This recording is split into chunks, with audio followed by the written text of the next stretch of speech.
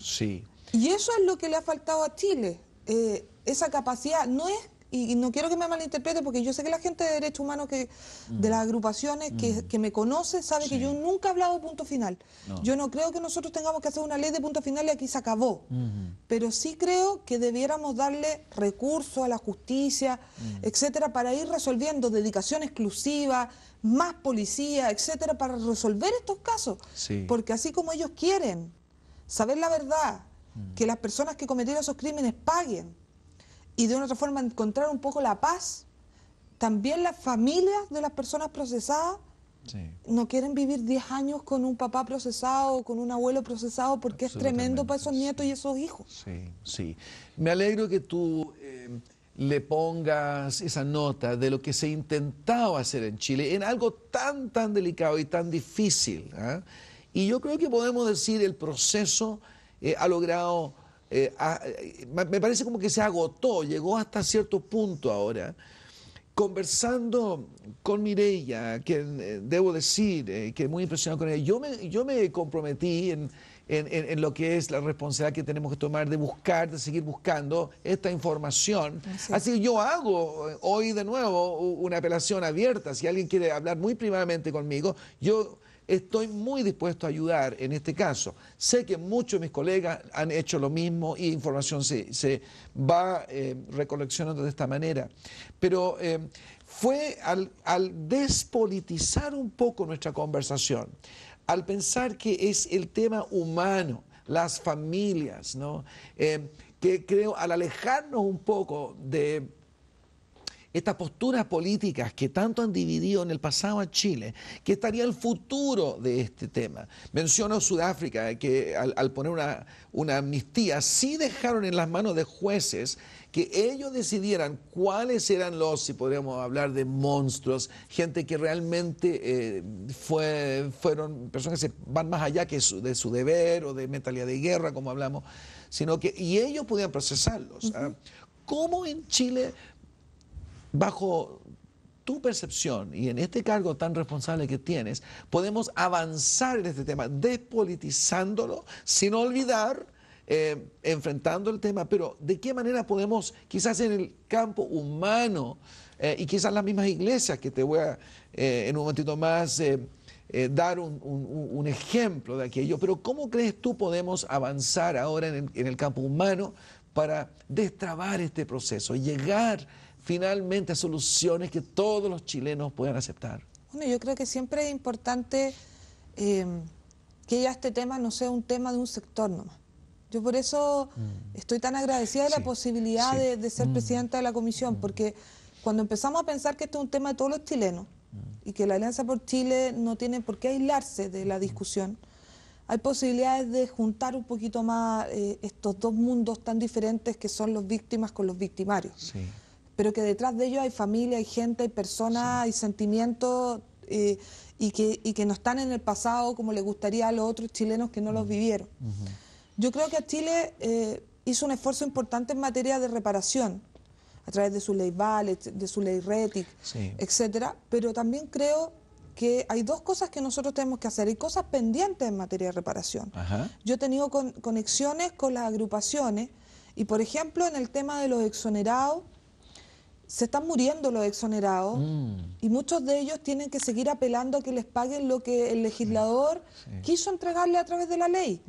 Y apelan a la Corte Suprema, y apelan a la Contraloría, y les sale un dictamen que dice que les tienen que pagar, y no les pagan, y no les pagan lo que tienen que ser. ¿Y por Dicen qué? que son cosas que todavía, y nosotros hoy día estamos pidiendo, mala voluntad. Estamos pidiendo explicaciones hoy día, por ejemplo, al INP, ¿qué pasa con los exonerados? Porque son gente que se quiso reparar ese daño que se había hecho y hasta el día de hoy no se repara bien.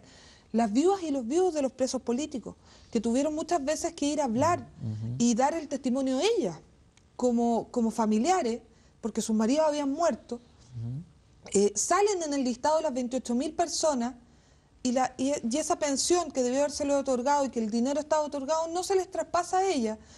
Y hoy día recién estamos discutiendo una ley de traspaso de esa pensión a sus viudas. Sí, o sea, los hijos, por ejemplo, no es una buena señal. Los hijos de los torturados que le ofrecieron ahí una beca de estudio, muchos de ellos con 70 años, con un trauma importante, habiéndolo pasado pésimo. ¿Quién va a estudiar?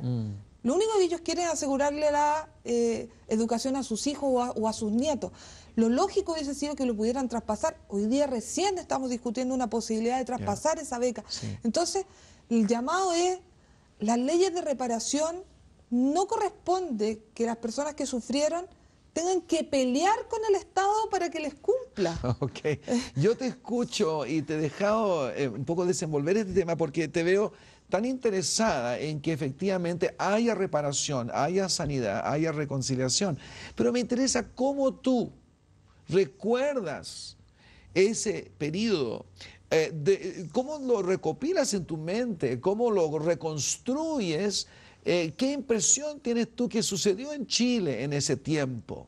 Cuando, para darte un momentito para pensar, converso con, obviamente, el sector de militares, dicen, nosotros estábamos cumpliendo con nuestro deber, nosotros estábamos asegurando que en Chile se cumplieran los derechos humanos en un futuro, porque los que querían poner acá iban a traer de sus países una violación de derechos humanos mucho más grande, como se ha visto en los países socialistas, comunistas, todo ese tiempo, mucho mayor. Entonces en Chile fue necesaria esa cirugía, mientras que las víctimas hoy, ¿no es cierto?, recuerdan ese periodo todavía como un tiempo de, por fin en Chile, defender los derechos, levantar por medio de ideales, si quieren, hasta por la vía armada, una sociedad que estaba un día bajo antiguos esquemas de opresión.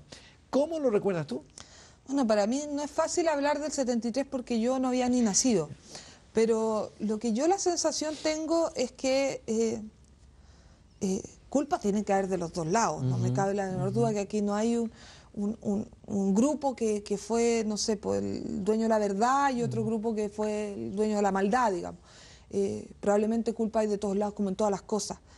A mí lo que me cuesta entender, yo entiendo muchas veces la postura de los militares, que ellos transmiten, y mucha gente también transmite que en ese tiempo estaba, había tal desorden, tal problema que era necesario, y incluso muchas personas de los regímenes democráticos, grandes políticos del día de hoy, pidieron en ese momento que los militares ingresaran y intervinieran en el sistema político. Lo que a mí me cuesta entender es que si este proceso, porque yo he conversado, era tal guerra, era tal... Dentro de la guerra también hay ciertos cánones de respeto por los derechos humanos. ¿Por qué si se mató a gente porque había una guerra o como ellos lo plantean, esto era muy tremendo, ¿por qué no les entregaron a sus familiares? ¿Por qué no le dijeron, mire, sabe que cayó en combate peleando, ellos en su postura, nosotros en la nuestra, aquí está su familiar, mire, téngalo, ahí está? ¿Por qué pasan cosas como el 82, la muerte del papá de Tucapel o los degollados en el 85? ¿Por qué pasan esas cosas? Eso es lo que a mí me cuesta entender. Sí, ok.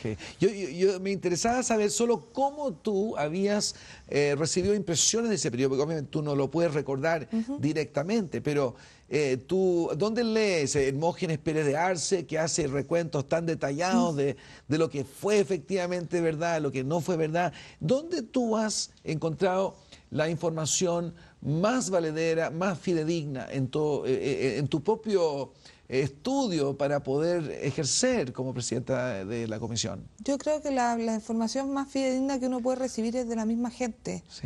Sí, porque yo he tenido la posibilidad de juntarme con agrupaciones de familiares de diferentes ámbitos y con personas que tienen que ver con la familia militar, digamos.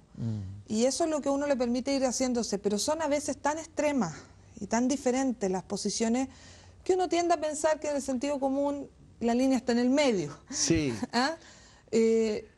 ¿Tú has visto a gente capaz de dejar de lado su postura política para alcanzar y abrazar en reconciliación, o por lo menos solución, aunque sea, como decía Jiménez, en tensión social, pero juntos?